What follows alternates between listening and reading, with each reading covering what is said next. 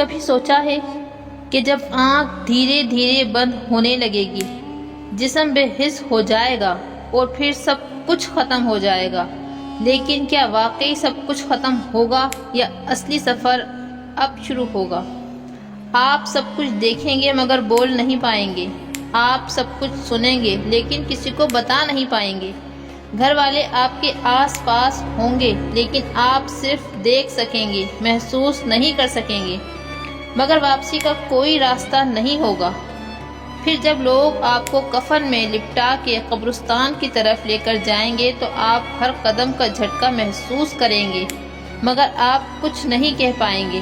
پھر آپ کو قبر میں اتار کر لوگ مٹی ڈالیں گے اور چلے جائیں گے، ایک تاریک قبر اور اکیلے، صرف آپ تنہا اور تنہائی۔ بسم اللہ الرحمن الرحیم۔ السلام علیکم۔ قرآن پاک میں اللہ تعالیٰ بیان فرماتے ہیں، جب روح سارے بدن سے کھنچ کر ہنسلی کی ہڈی میں آ کر اٹک جائے گی اور لوگ کہیں گے کہ ہے کوئی جھاڑ پھونک کرنے والا، کوئی دوا دارو کرنے والا، حالانکہ مرنے والا تو سمجھ جاتا ہے کہ اب جدائی کا وقت آ گیا ہے۔ روح نکلنے کی شدت کے باعث اس کی پنڈلی دوسری پنڈلی سے لپٹ رہی ہوتی ہے، یہی تو اپنے رب سے ملاقات کا وقت ہے۔ اور دوسری جگہ اللہ تعالیٰ نے ارشاد فرمایا، جب روح نکل کر گلے تک پہنچ جاتی ہے اور تم مرنے والے کو اپنی آنکھوں سے مرتا دیکھ رہے ہوتے ہو، اس وقت تم سے زیادہ ہم اس کے نزدیک ہوتے ہیں مگر تم دیکھ نہیں سکتے۔ اگر تم اپنے قول میں سچے ہو کہ تمہیں جزا اور سزا کچھ نہیں ملنے والی تو تم اس کی روح کو پلٹا کیوں نہیں دیتے؟ کاش تم دیکھ سکو کہ جب ظالم موت کی سختیوں میں مبتلا ہوتے ہیں اور فرشتے عذاب کے لیے اپنے ہاتھ بڑھاتے ہوئے کہتے ہیں کہ لاؤ نکالو اپنی جانیں۔ جو انسان اس دنیا میں آتا ہے اسے ایک دن اس دنیا سے رخصت ہو کر اصل دنیا میں جانا پڑتا ہے جو اس کا اصل گھر ہے۔ یہ دنیا تو عارضی پناہ گاہ ہے جسے ایک دن ختم ہو جانا ہے۔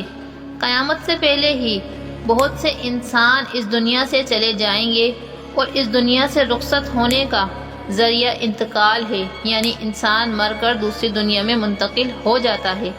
قرآن پاک میں اللہ تعالیٰ نے کئی مقامات پر انسان کے دوسری دنیا میں منتقل ہونے کی نشاندہی فرمائی ہے۔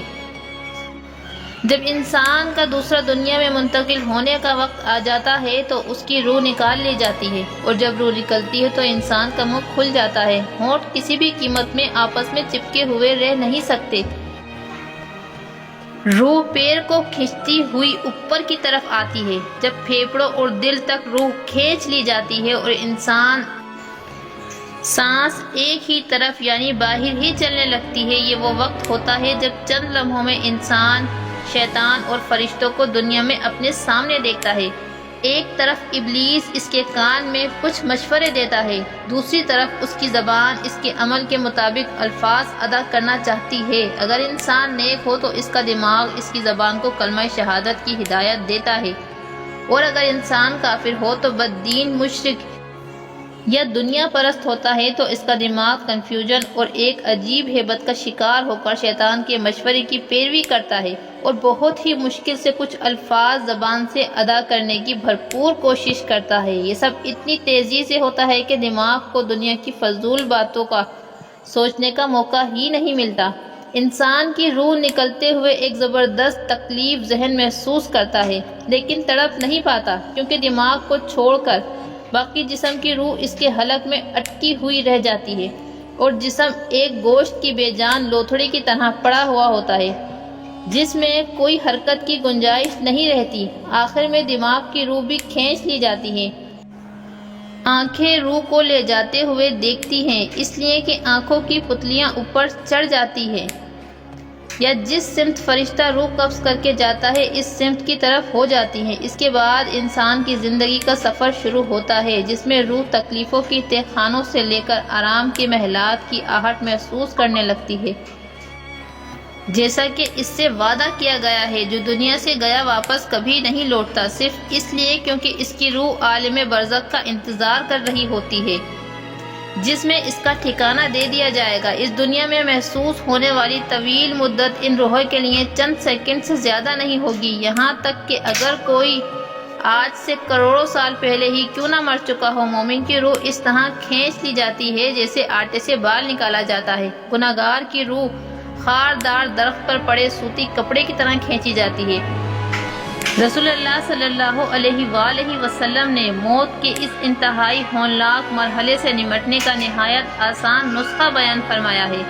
انہوں نے ارشاد فرمایا، بے شک صدقہ خدا کے غضب کو ٹھنڈا کرتا ہے اور بری موت سے بچاتا ہے، اور اللہ تعالیٰ فرماتا ہے، اور خیرات کرو اس مال میں سے جو ہم نے تمہیں عطا کیا ہے اس سے پہلے کہ تم میں سے کسی کو موت آئے۔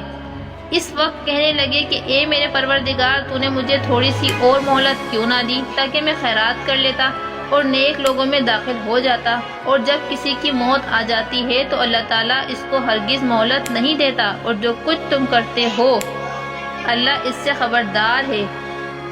ایک اور جگہ اللہ تعالیٰ نے ارشاد فرمایا، اور نصیحت کرتے رہو کیونکہ نصیحت ایمان والوں کو فائدہ دیتی ہے۔ رسول اللہ صلی اللہ علیہ وآلہ وسلم نے ارشاد فرمایا کہ اللہ کا مومن بندہ اس دنیا سے منتقل ہو کر جب عالم برزخ میں پہنچتا ہے، یعنی قبر میں دفن کر دیا جاتا ہے، تو اس کے پاس اللہ کے 2 فرشتے آتے ہیں۔ وہ اس کو بٹھاتے ہیں، پھر اس سے پوچھتے ہیں کہ تیرا رب کون ہے؟ وہ کہتا ہے میرا رب اللہ ہے۔ پھر پوچھتے ہیں کہ تیرا دین کیا ہے؟ وہ کہتا ہے میرا دین اسلام ہے۔ پھر پوچھتے ہیں کہ یہ آدمی جو تمہارے اندر نبی کی حیثیت سے کھڑا کیا گیا تھا، یعنی حضرت محمد صلی اللہ علیہ وآلہ وسلم، اس کے بارے میں تمہارا کیا خیال ہے؟ وہ کہتا ہے کہ اللہ کے سچے رسول ہیں۔ وہ فرشتے کہتے ہیں کہ تمہیں یہ بات کس نے بتائی؟ وہ کہتا ہے کہ میں نے اللہ کی کتاب پڑھی ہے، تو میں ایمان لایا اور میں نے ان کی تصدیق کی۔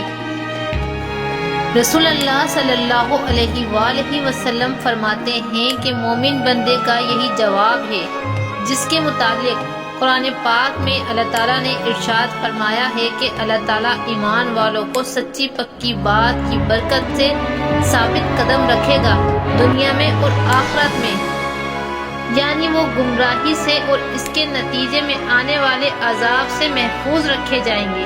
اس کے بعد رسول خدا صلی اللہ علیہ وآلہ وسلم نے فرمایا، مومن بندہ جب فرشتوں کے مذکورہ بالا سوالات کے جب اس طرح ٹھیک ٹھیک جوابات دیتا ہے تو ایک ندا دینے والا آسمان سے ندا دیتا ہے، یعنی اللہ تعالیٰ کی طرف سے آسمان سے اعلان کرایا جاتا ہے کہ میرے بندے نے ٹھیک بات کہی اور صحیح جواب دیے، لہٰذا اس کے لیے جنت کا فرش کرو اور جنت کا اس کو لباس پہناؤ اور جنت کی طرف سے اس کے لیے ایک دروازہ کھول دو۔